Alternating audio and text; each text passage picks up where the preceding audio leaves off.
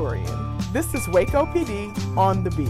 Whether it's crime or just getting to know the Waco Police Department, we're here to talk about things that matter most to you. Hello, Waco. Welcome What's to up, guys? Waco PD on the beat. In a beat. In a beat. Yeah, beat 150. Exactly. Yeah, beat 150, yes. We're not in our normal studio, I guess, today. For those of you that are watching instead of listening, we're outside. Yeah, and it's brighter than in the studio. I thought those lights were bad, but... Put some sunglasses on. It's a little bright out. Sun's a little intense today. Well, thanks for joining us this week on Waco PD on the beat. We are building relationships. Engaging the community. Actively working to keep you safe. And incorporating teachable moments for all. That's right. And so we've gotten a few episodes done so far. And we said we kind of wanted to start doing like field trip kind of things. So we're testing out. We're right now in Cameron Park. What section are we in? Which one? This is Circle Point. Circle Point. Okay. Yes. I always forget how big Cameron Park is. It's incredible. It's huge. That was one of my favorite things when I moved to Waco, was the fact that you're 60 seconds from downtown and you're in the middle of nowhere and there's trees. Right. Someone told me a fact one time, and I wasn't sure if it was right, but they were saying that Cameron Park is like the second largest urban park, like next to like Central Park in New York. I've heard it compared to Central Park, and it was something crazy like that, but... So I've never looked that fact up, but I thought it was really cool. It's big. Yeah, it's beautiful. It's big. It's big and beautiful. Don't need facts for that. That's right. No fact checkers there. Right. So what is this, our fourth episode now? Yeah, so in one of the last ones, we talked about how counting was hard, and yes, we did. Filmed a couple at a time, so some of these kind of, like, to me, this is the third time we're out recording something. Right, so but the fourth episode? Fourth or fifth. Yeah. One of those two. Well, we're here somehow, but we realized as we were doing these episodes, we were so excited to teach you guys about the police department and different people in the police department and different units and how we all work together. And then we were like, wait a minute, AJ, they kind of got to know about us, right? Yeah, like we kind of skipped over us and went right into the people we're excited to share with everybody out there. So we just want to take this time, talk about a little bit about our lives so you guys can know just about us and, who you're listening to every week. So, again, I'm Cierra Shipley, the Public Information Officer. And I'm A.J. Smith, the Crime Stoppers Coordinator for McLennan County. Yeah, so we're kind of going to, I guess, interview ourselves, really. Interview each other. Our hardest interview yet. Exactly, yes. Now, A.J., you've been with the department a lot longer than I have. I wouldn't say a lot, but I was here before you. Well, by a couple years. So but still. I was hired in June of 2017, and then I graduated from the academy in November of 2017. Yes, and so. I've only been here for about 4 months.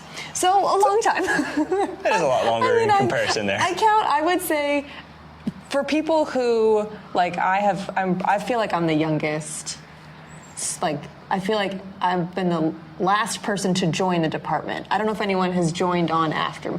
Oh, there was our person we hired to help with the cases that have to do with our mental health cases. That's true. So we did hire... Miss Bynum there. Yes, we did hire on D'Angela Bynum. That was like last month? Yes, and that's a partnership with Waco Police Department and Prosper Waco. Yes. We should talk about that at some point. We do need to get her on here. Yeah, we do. Okay. Are you listening? Are you listening, Bynums? We need you on here. Send this to you guys and make sure you both come on here, because what we've partnered with Prosper Waco to do to help the community, I mean, that's awesome that we're growing relationships like that and trying to do things to help people outside of criminal enforcement only. So exactly, we have those repeat offenders that sometimes they really don't mean to be, and they just need the help. And so she's here to help them gain access to that help and kind of lead them on a better path in life. We got off on a tangent, though. Yes. Not to sound like, I feel like we sound like narcissistic, almost talking about ourselves, but we want you to know about us. Why I wasn't too, this wasn't at the first thought I had. Oh, let me introduce myself. It's like, let me tell you about how cool these people I work with are. Right. Like, I'm never the first person to be like, oh, let me tell you about my life. I always want to be like, let me tell you about these really cool people that I work with. Yes. So, okay, so AJ, talk to me about like how you got into law enforcement. What started that journey for you? Man, so I'm going to start with why I never wanted to be a police officer. Okay. So I had very negative interactions growing up. It's not like I did anything crazy and I ever went to jail, but like I have a lead foot still to this day. So I got pulled over frequently. And every time I got pulled over, I think it was bad luck of the draw where it was every time I got pulled over, the officer that pulled me over was that much more of a jerk than the last one. I didn't live in Waco, so maybe that was the problem. But I had terrible interactions. Every time I'd get pulled over, they'd be a huge jerk to me, and I would leave, and I'd be out $200 for that ticket. And then eventually the state was like, oh, you should stop speeding or we're going to take your license away. So I finally stopped, went to college. I actually graduated from Central Texas A&M down in Colleen with a degree in aviation management and a minor in geology, thinking that ground, airplanes, I'm going to get a job somewhere in between at least. Hopefully it's in one of those two things, but turns out it was in neither of those things. And I got a job here because a friend was working and knew I was miserable. I wasn't miserable, I wasn't using my skills. I wasn't going anywhere where I was working, but I applied for the job, and once I started working here, I was like, man, this is an incredible opportunity to reach people and not be one of those just terrible people, the jerks that pulled me over. Like, I can not do that. Like, if I pull you over for speeding, there's like a 90% chance you're going to get a warning. I mean, if you're in a school zone, right? Dependent on the speed, probably. Yes. And where the speeding occurred. Yes. But speaking of Bynum, he reminded me when he was my FTO, my field training officer. One day I gave someone a warning, and we're walking back to the car, and he's like, you know, we are the police, and we can write tickets. And I was like, yeah, I know, I probably would have done the same thing that guy was doing, so I'm not a hypocrite. I'm not gonna do something to him that I wouldn't want done to me, right? But yeah, so I very quickly found out that this is a career where we can positively impact people's lives, and I love it. Like, I now work with the community outreach folks, so instead of just showing up on a bad day and trying to solve terrible problems, I'm getting to go out and I'm getting to be involved with things like this, where it's like I'm positively interacting from the beginning instead of trying to turn something negative into a slightly better situation. Right, because that's what we're always trying to do. I feel a lot of us at the department, we want to build that relationship and have the community be aware that we're here to help serve and protect them. And I think officers like yourself, you know, for the reason of becoming an officer and being in this role, I think it's helped change that narrative. Absolutely. I mean, I think the overwhelming majority of police across the nation get into this profession because they want to help people. At the end of the day, that's what they're there for. They want to help. They want to do something to impact their communities. It's just a matter of whether or not you get enough time to do it in the role you're in. So I've been very blessed with the opportunity to get put in this role where my job is to positively interact with the community, and I'm not having to figure out, okay, do I have time to do that between calls? Or, hey, Sarge, can I come to work for this National Night Out just happened? So, right. You know, I would always ask, hey, Sarge, can I go do National Night Out? Well, let me look at the lineup. Let me see if we can let you do that. Yeah, afford that, because, you know, of course, we are always needing officers, and so if there's not enough time or not enough people and officers to fill those spaces, we got to take over and do that. Absolutely. So that takes priority. You guys take priority. Yes. So let's take a little commercial break for a second. Okay. I think now's a good time to talk about our victim services unit and the Waco Police Department. You know, that helps coordinate the needs of those affected by tragedy, you know, involving crime. So to meet the extensive needs of our growing community, we provide 24/7 service to crime victims. Yes, and the unit relies heavily on volunteers. Those consist of community members that are wanting to make an active, positive impact on somebody's life and make a difference in a victim's life. They're exceptional individuals, and we're always looking for more of them. So if you're interested, we've got some information on how to get involved with that program. Yeah, these are people who are just really have the heart to help and want to make sure that those in your community are getting the resources that they need at their, lowest point in their life. So if you'd like to become a victim services volunteer and help those in need in your community, you can contact the Victim Services Volunteer Coordinator, Missy Sparks, and her email is msparks@wacotx.gov, or you can also call 254-750-7527, and details are also on the City of Waco website. I highly recommend anybody that has any kind of heart for service to look into that, because it's just incredible what the folks that help with that program do for us. Absolutely. And you're serving not even those in Waco, but the entire county.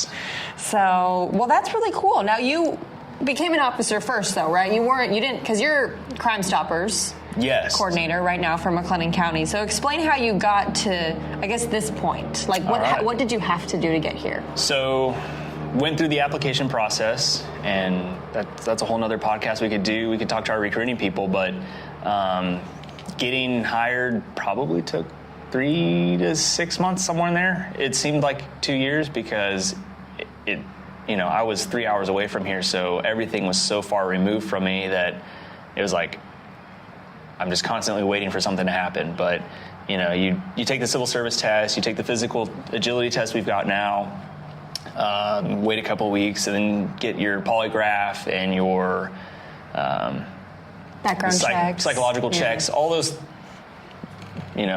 all the things that need to be done before you can apply.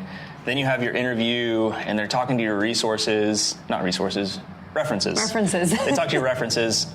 And then once they've done whatever their process is to figure out if you're worth hiring, if you're someone that, is going to be a good fit here, you come in for an interview and, you think you're not going to get hired, and then everybody sticks their hand out like, congratulations. And I was like, for what? Like, I probably will never see you guys again. But they're like, no, like, you're going to go up, talk to the chief. We're going to offer you a job.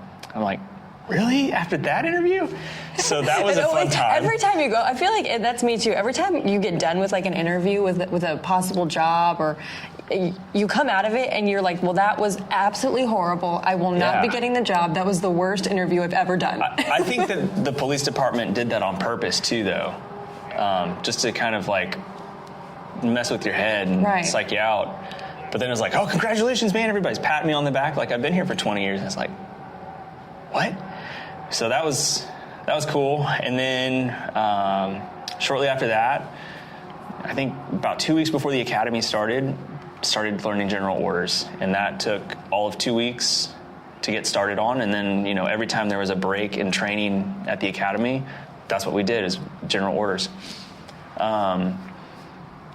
So the academy was 20 weeks, had some fun there.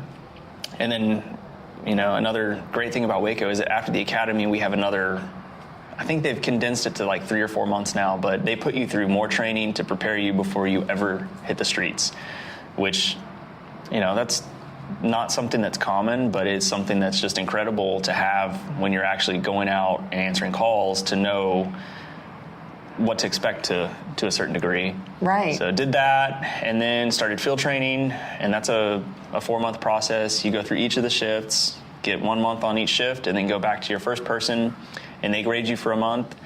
So 4 months of being graded every day that was fun. That's hard. Yeah. You think like, oh, okay, I'm only going to be graded, high school and middle school, and your college, you're like, oh, great. Yeah. Grades are done. Just kidding. Exactly. You want to be a police officer. So finished that, got through the field training process, and then I was on patrol. I worked the area around the police station for a few years, and then the guy that was in this position was retiring, so they posted the opening, and I tested for it, and here we are. Yeah, so talk about why you wanted to be the Crime Stoppers. Like, what intrigued you to kind of help in that way? For sure. So, as I mentioned, I absolutely love the positive interactions with the community. So this is through our community outreach, who is in place to interact with the community.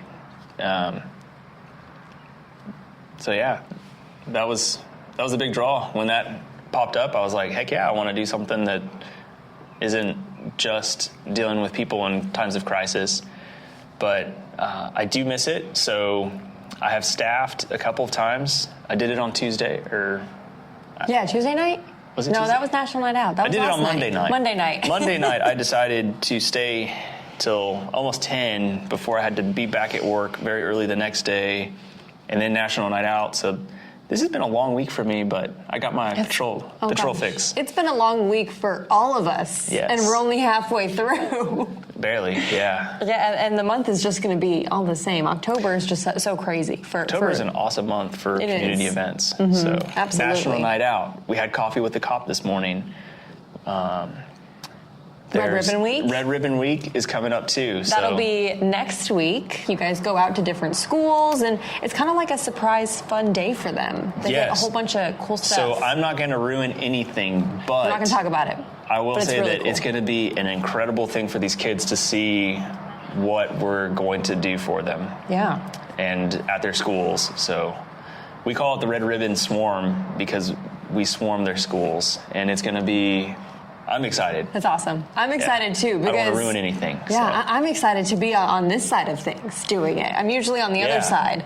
That's what I'm used to with working. I used to work at a news station, so I'm used to kind of being on the other side. So doing all these community events with the police department is such a different, eye-opening experience. Oh, for sure. I would say. I mean, of course, I knew that the police department tried to do so much in connecting with the community and doing things like that, but when you're on this side of it and you see the extensiveness of the way how much planning goes into these events and what it takes to do these events and how much it takes to just a team of people to make sure these events happen, it's absolutely blown me away since there's just a few months I've been here so far. Yes.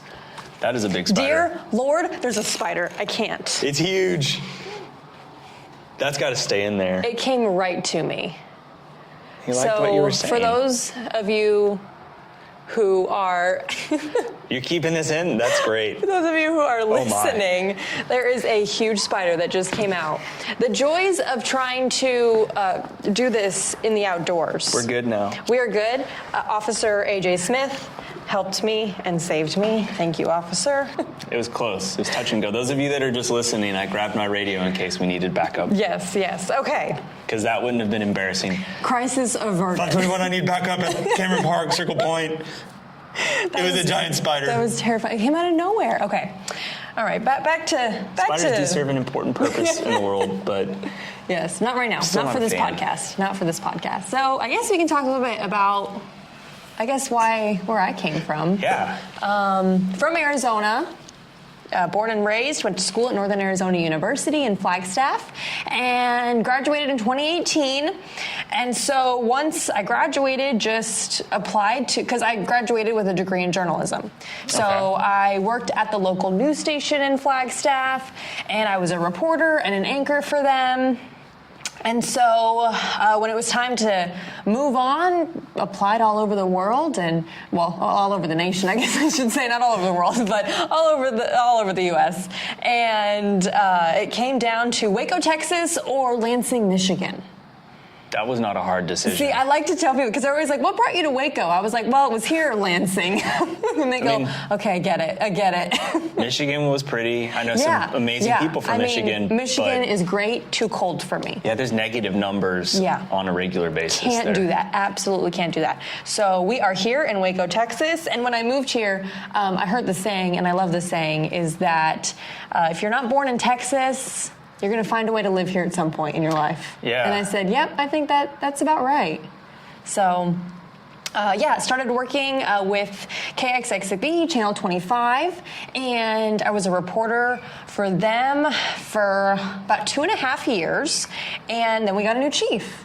And an awesome new chief. Yes, and so as the reporter, I came to the police department and I interviewed the chief, talked to her, and did a story on, what she wants to do for our community and how she plans on doing that and how excited she is to start. And a few days later, just started realizing that they had the PIO position open. I started thinking, I started talking to people at the department, I started asking questions, and I said, you know what? I really love telling stories in the community. I love talking about the great things that have happened in Waco and surrounding cities. But my favorite things that I always did was something that was impactful from the police department side. Hey, an officer went out and did this great thing for a kid that they just saw, during their patrol shift. Or it was, community events that you guys did. And I just was really drawn to those types of stories. And so when I was applying for this position, that was a big thing for me. It was like, hey, I want to do what I'm doing as, what you see it like a reporter doing, but I want to do that for you guys. So, I'll write the press releases and I'll talk to the media, but I want to do my own stories about the police department. I think, we just did one for Breast Cancer Awareness Month. We've got Officer Nikki Kaufman and our Rutgers representative, Sarah Slider. They both are survivors of breast cancer. And I put a story together about them and how we got our pink patches this month. Yes. So I was really excited to do that. But it's been fun these last, is it 4 months? It's July that I started. July, August, September. 3 months. 3 months? Oh, it already feels like I've been here forever. Yeah. So that's what kind of got me to, I guess, Waco and my stint here. I don't have like a whole lot to talk about regarding my journey through the police department, because it was kind of a surprise. I mean, I didn't come to Waco saying anything like, oh, I'm going to work for working at a police department, it was never something that had crossed my mind, or I thought of being maybe like a public information officer of some sort or anything like that. It just wasn't anything that I thought of doing. I had experience doing it in Flagstaff, but it wasn't like something I was actively pursuing. So the opportunity kind of just fell in my lap, but I'm just very blessed. Very, very Yes. blessed for what this opportunity has already presented in just the couple months I've been here. Yeah, and the things that we're doing, we're expanding on those. Like the trunk or treat, we have that. I think that's the week after this shows up, right? So the 25th. The 25th. October 25th is trunk or treat. Show up at the police department, hang out with us. Yes. And, come to one of those community events that we're talking about. Yeah. And there's a lot that I want to talk about trunk or treat for a little bit, because I'm really excited about, I love Halloween. It's one of my favorite holidays. And so trunk or treat, we got it October 25th, right in the front of the police department. That's 3115 Pine Avenue. And 7 p.m. to 9 p.m. or until candy runs out. So we're going to have a lot of candy. That's a very important little caveat to throw in there. Right. Until candy runs out, because we have a lot. We've had amazing support. Of candy. We've had a lot of donations. We could probably take more, but I don't think it's going to last till 9. Yeah, if it's anything like the Back to School Bash, which the community, you guys are amazing representing the way you did and letting us. We opened our front doors and wanted y'all to come to our home, but just the representation that you guys came, we were just blown away by that support. Yes. And we love that, and we love to do events like this. So that's why we're doing Trunk or Treat. But gosh, if it's anything like that, that candy's going to go so fast. Yes, the backpacks. It was like 2 hours into that, and we ran out of backpacks. Mm-hmm. Like, we gave out all the backpacks we had. And it was nearly all 800, the vouchers we had. 800 in total between backpacks and vouchers. Yeah, and we were out like halfway through this event. So we're speculating that the candy's going to go just as fast, because everybody likes candy. Right. But come dress up, and October 25th, 7 to 9 p.m., we're going to have lots of different PD representation. Yeah, people from all over the county. Mm-hmm. So. And school PDs as well. That's true. Waco ISD, I was just talking to them yesterday, and they're excited. And then they also have one the following night. So if we do run out of candy, just go tell them, hey, we're here because Waco PD let us down. There are so many trunk or treat events in Waco and just McLennan County as a whole. So if you guys, if candy runs out, if you come too late to ours, which I would say like too late would be like 8:30. Like show up as early as you can. 7 to 9. Don't show up before 7. Yes. 7 to 9, but don't come at 8:30 either, because at 8:30 I feel like that's when we're going to be like starting very scarce. Yes. Like very. Here's one Tootsie Roll. Exactly. And it's a small one. It's not even like the full size. We'll be giving out like the candies no one likes, like Smarties. I don't really like Smarties. It's too chalky. See, that's like the extent of sour candy. That was a good memory from like the 3rd to 4th grade.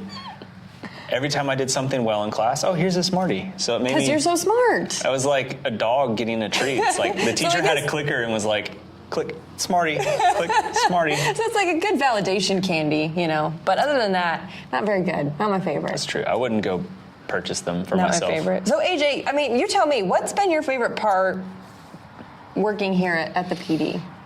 Oh, man. And don't say anything about interacting with the community, because we know that's everyone's favorite part. Yeah, so I would have to say interacting with the community. No. Perfect. So I was still on field training, but there is some dude. He must have been important. I honestly don't know who he was or what they were here for. But he flew into the airport, and they wanted us to escort him from the airport to a speaking engagement. So I got to drive ridiculously fast and play leapfrog with I think there was 6 other police cars, and there were 2 of them. So I think I hit like 110 or 115 going down MLK, which it was really fast. So that was probably one of my favorite things early on. But just the experiences, like I absolutely love our K9 unit.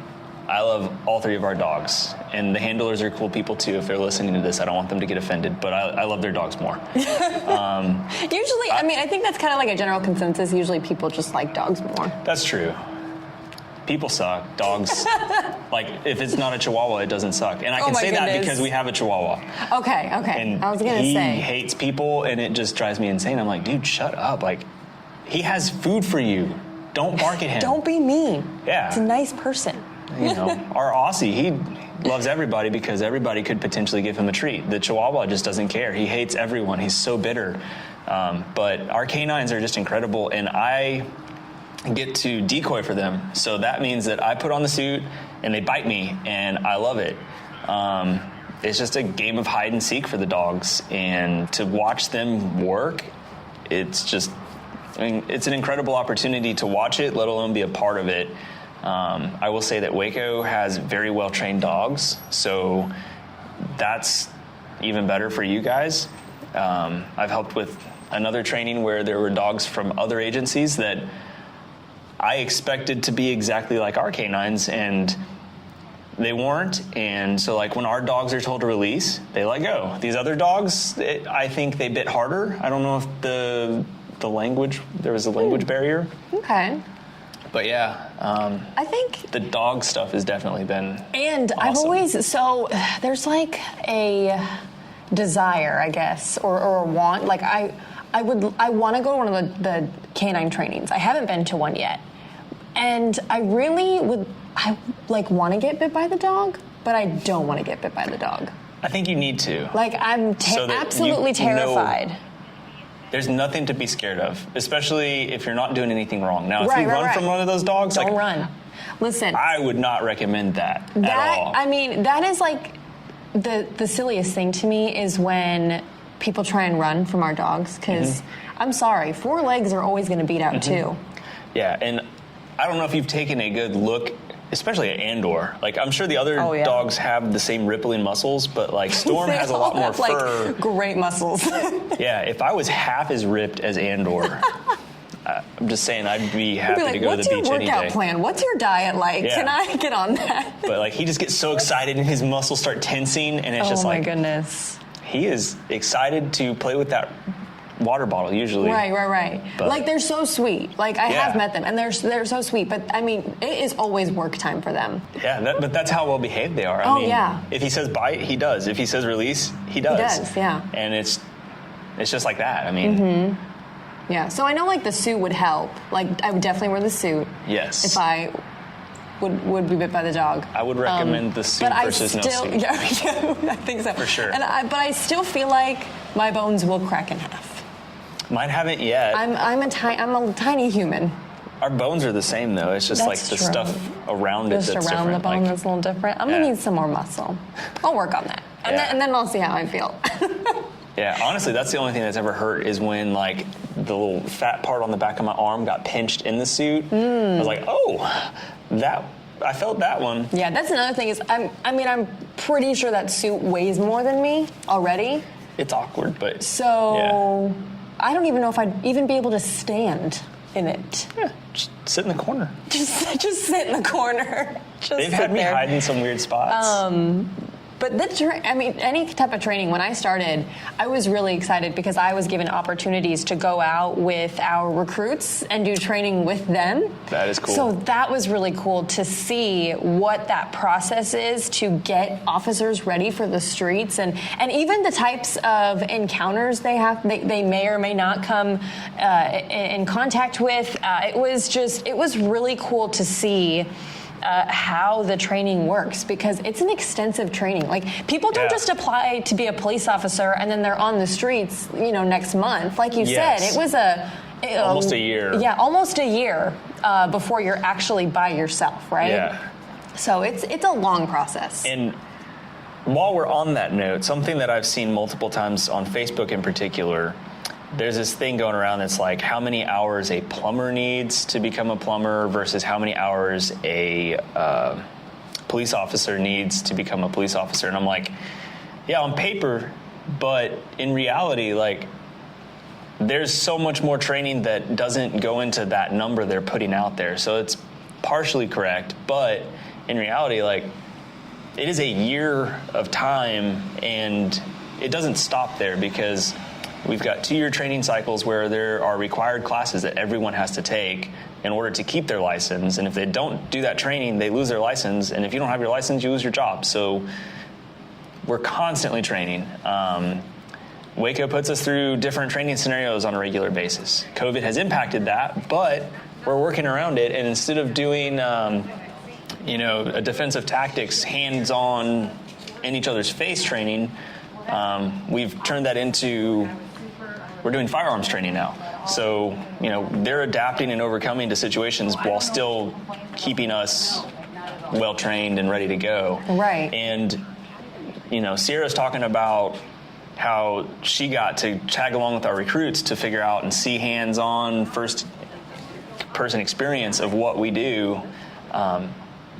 Anyone listening to this podcast right now has that opportunity. So look out for, I think in January, she doesn't know about it apparently, but she will be putting something out about the Citizens Police Academy. Yes. So it's 12 weeks, 20 weeks. I don't know how long it is, but I know that it is a few months where you come up to the police department on Thursday evenings. I think it's 12 weeks, but you come up Thursday evenings, 6 o'clock till 8:30, somewhere in there, and you run through scenarios. So like, you'll do traffic stops one night where you get a little lesson on this is how a traffic stop is performed, and then you go out, we're in the parking garage, and we have a police car and we have another car, and run a traffic stop. Go up to that car.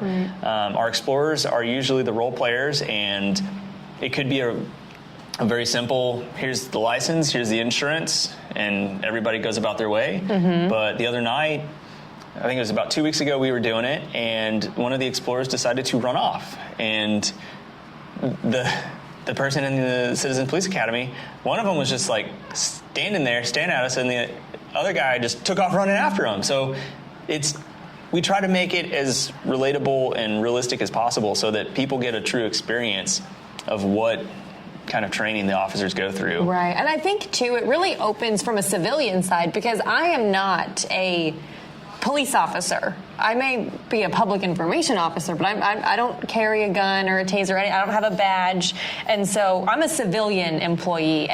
So I think from the civilian side, watching these scenarios and going through them yourself, it really helps you understand even what's going through the officer's mind. Because I played both, like, okay, the recruits were pulling me over, but then I also was I played the role of the officer myself as well. And so you could really see from both ends what's going through your mind on both sides. And I think it helps the civilian understand what the officers are going through at those times and what they could go through and how they have to deal with those. And I think to some extent, people going through those experiences, getting a taste of it, they still get that adrenaline dump, and they're in a safe environment. Like, there's there's only a couple guns involved, and they're in our holsters for those of us that are helping put the scenario on. So, like, if there's a gun in the car, it's a red gun. It's a chunk of plastic, Right, and there's the shell casing, but it's a soap. I always want to say it's like a rubber. Oh, so we've got Simunition Rounds too. Yeah. So for our training, for police purposes, we will run through scenarios that use Simunition Rounds, which is basically paintball on steroids. They look like our duty weapons, but they are blue, and they shoot the little wax bullets that have like a small amount of gunpowder to propel it. But yeah, I mean, in those training scenarios, like, your adrenaline drives you up, and your heart rate gets elevated, and you're experiencing it to some degree. So it's kind of it's a good way of getting stress inoculation, so that when we get into these real world scenarios, we have that experience, so we're not having to process it as much. And I think a lot of people don't realize, but I mean, it takes a lot, and people know this. It takes a lot of courage and strength to be a police officer. But at the end of the day, I mean, we're human. Yes.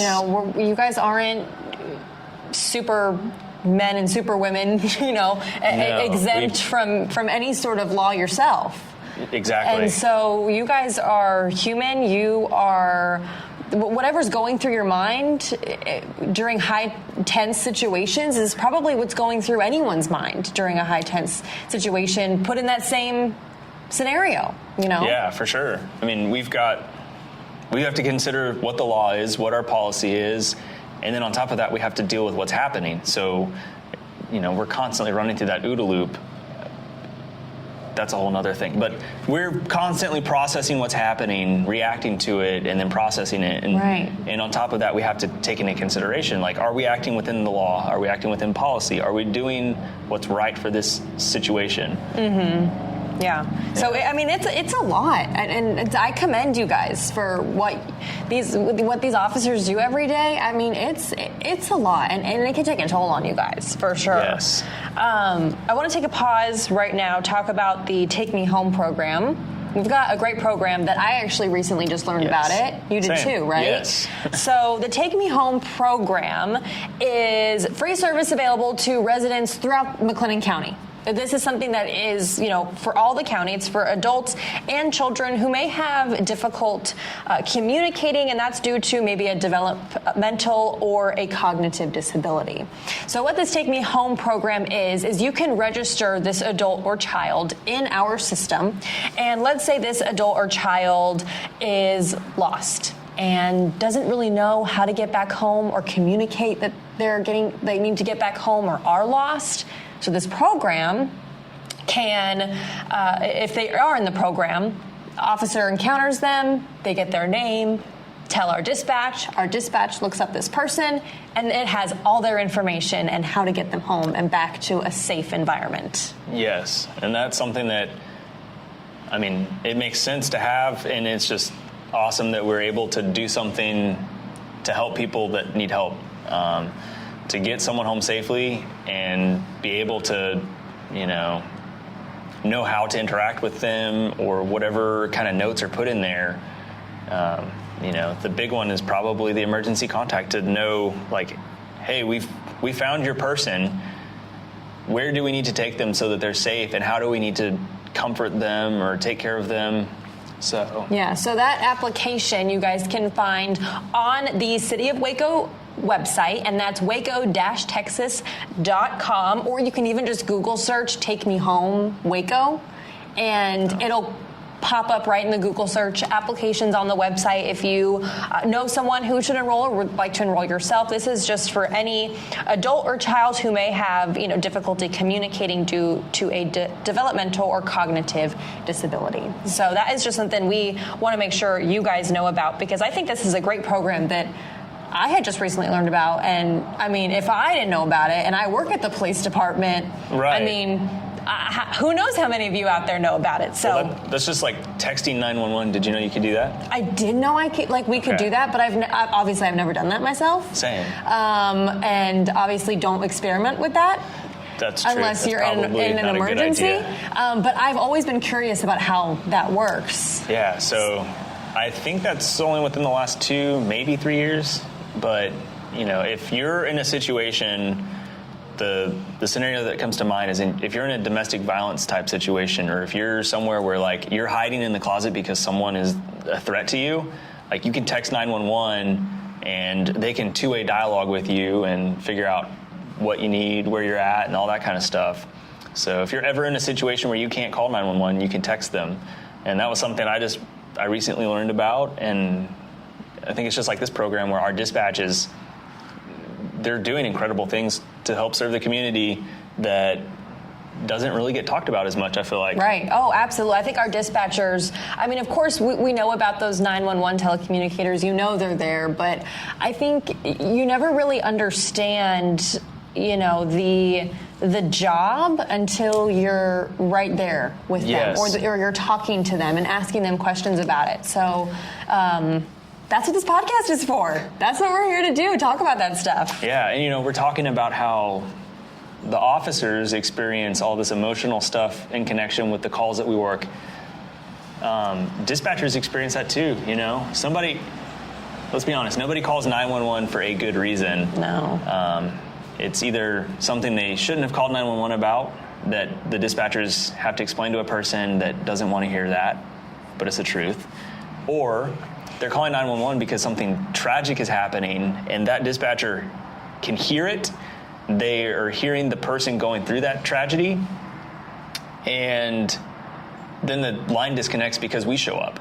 So that dispatcher has the worst part of the situation, and that's it. It ends. We show up while the dispatcher is talking to them sometimes, but we get to take that call, and we take it from that terrible moment to some sort of resolution, whether it be we completely work the call to finish, or somebody else comes in and helps take over for us. But we get to see some sort of closure.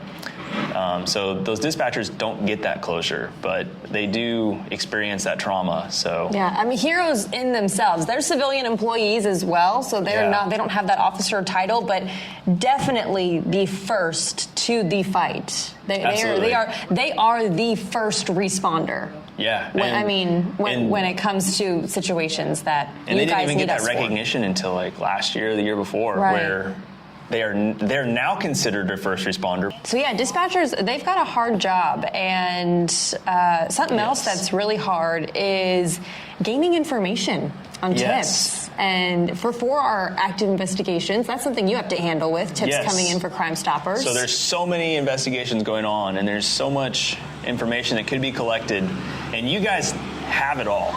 So if you want to remain anonymous and potentially earn money helping our people, all of our detectives, solve crime, you can reach out to Crime Stoppers. There's a couple different ways you can do that. If you have information on any crime that's happened, or if you know where a wanted person is, or have information that can lead to a felony arrest, if you call 753-HELP, or if you get on our website and click on Submit a Tip, or if you download the P3 app, you can submit a tip with that information and remain completely anonymous. And if it leads to an arrest, you can earn up to $2,000.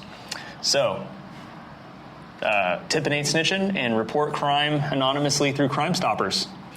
Yeah, so and we hope you guys like this podcast. I mean, we are excited to be able to do this with you guys and talk to you guys about things like this. Yes. And we hope that you're enjoying it as well. So we have an email that we started, and we'd love for you guys to use this. We're going to find other ways that you guys can try and communicate with us, but we're starting with an email. Yes. And so, send us suggestions. What do you want to learn? What do you want to talk about? But you need the email. We need to tell you this email.